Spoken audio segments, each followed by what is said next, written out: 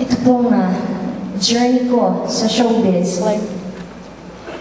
Para pong telenovela. Mahaba,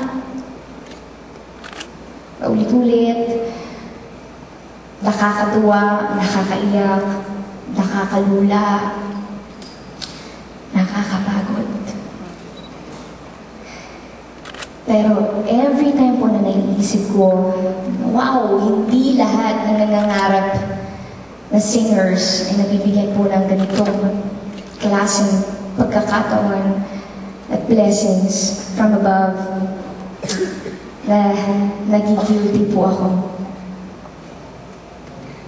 I don't have the right to complain. Pero, honestly po, pagka naman po naririnig po namin yung mga palakpak ninyo, yung pag-cheer ninyo, yung nakikita po namin na satisfied po kayo sa performances namin, talaga, it's all worth it na nawawala po lahat ng pagod namin.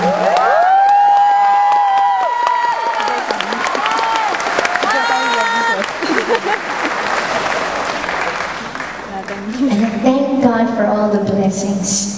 Sa lahat ng blessings, tuloy-tuloy po yung pagpapala niya. Simula po nung nanalo ako. Gusto ko pong magpasalamat sa lahat po ng bumibili ng lahat ng album ko. Yes! Yes!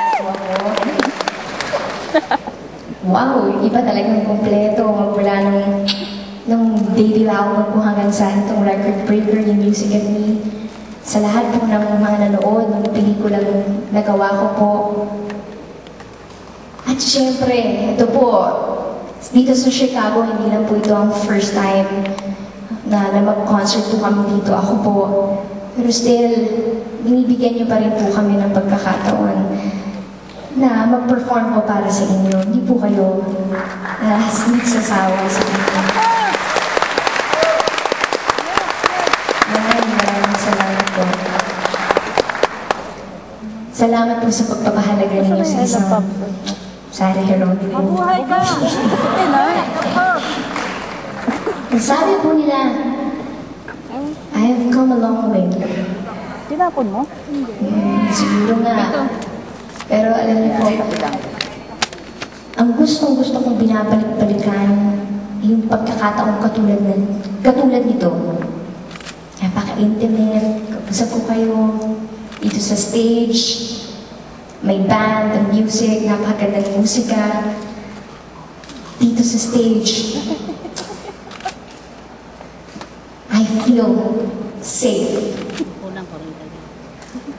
Nawawala ko lahat ng inhibitions ko, nagiging mahiyain ko.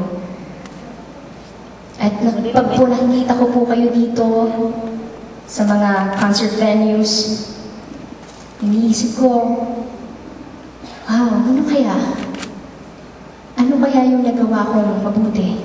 Bakit ako pinagpapala ng ganito? Mabait ka! Ano man po ako ngayon, kung nasaan man po ako, ganito po ako noon. And it all started here.